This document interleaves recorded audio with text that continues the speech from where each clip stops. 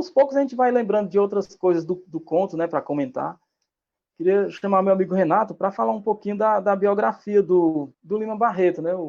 Renato, conversa um pouquinho com a gente sobre a biografia do Lima Barreto, vai. Fala aí pra gente. Pô, com certeza. Realmente um grande apaixonado pelo Lima Barreto, porque principalmente ele é um autor muito apaixonante, né?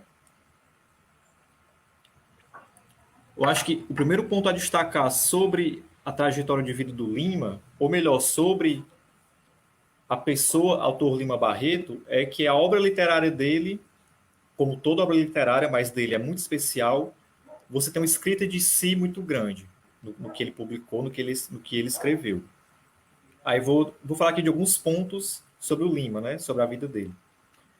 É muito interessante a gente destacar que o Lima Barreto, assim como outros grandes da nossa literatura, ele era um sujeito negro. Lima Barreto era um homem negro, assim como Machado de Assis era um homem negro. Só que tanto Machado quanto Lima, essa sua identificação racial, ela foi meio que apagada durante o tempo, né? A gente tem muito o exemplo do Machado de Assis, mas com Lima Barreto foi a mesma coisa. Inclusive, se você pegar fotografias do Lima da época, a grande maioria elas embranqueciam o Lima. Mas aí sobre alguns pontos. O Lima Barreto, ele foi neto de escravos. É importante lembrar que o Lima nasce em 1881 e nós temos a abolição da escravatura no Brasil apenas em 88. Só que os pais do Lima Barreto, eles eram livres, eles eram sujeitos negros livres.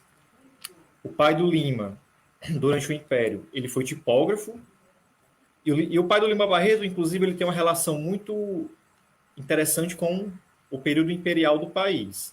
Enquanto o Brasil foi império, ele foi tipógrafo, tinha relações com essa ideologia imperial do Brasil, só que com a proclamação da República, ele passa a trabalhar na colônia de alienados de... Deixa eu ver aqui de onde era. Da Ilha do Governador. E isso é um aspecto muito interessante, porque esse ambiente da colônia de alienados, ela vai permear muito a trajetória de vida do Lima e vai reverberar também muito mesmo na escrita dele. Nós temos muitos personagens do Lima que tem essa relação um pouco mais com isolamento em instituições manicomiais, que inclusive o próprio Maurílio pode complementar e comentar. Então o pai dele foi tipógrafo durante o Império, trabalhou na colônia a partir da República, e a mãe do Lima Barreto, ela foi professora e diretora de uma escola para meninas lá no Rio de Janeiro, que era a Escola Santa Rosa. Por que eu estou falando isso, né? Vamos lembrar que as questões raciais e sociais na obra do Lima Barreto eram muito fortes. O Lima foi um cara muito engajado, tanto numa questão mais ativa, tanto na sua escrita, em colocar essas questões raciais, essas questões sociais. E vamos lembrar que era proibido, durante o período escravagista no Brasil, dos escravos, das pessoas escravizadas, de estudar.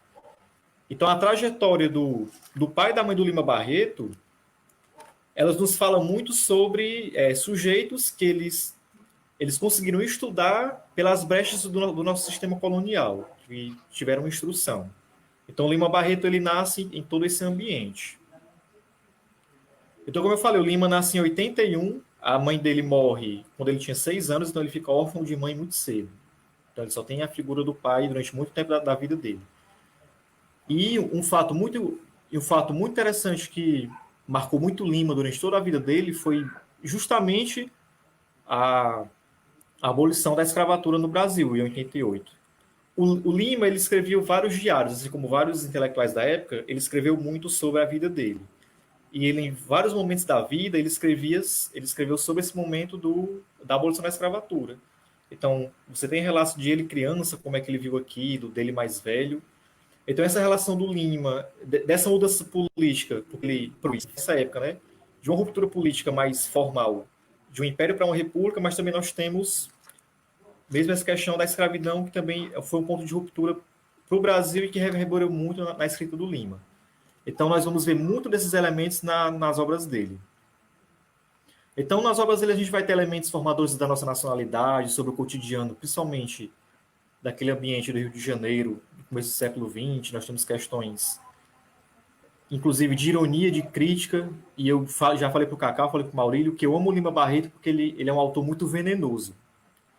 Ele usa muito da ironia, era uma ironia mesmo como uma visão de mundo na sua escrita, na sua obra. Então, os grandes alvos dele, nas obras dele, era crítica à política da época, crítica à república, crítica aos militares, e crítica principalmente aos intelectuais e à imprensa da época. E aí vocês guardem isso, porque a gente vai comentar um pouco mais na frente. Mas isso era muito bom.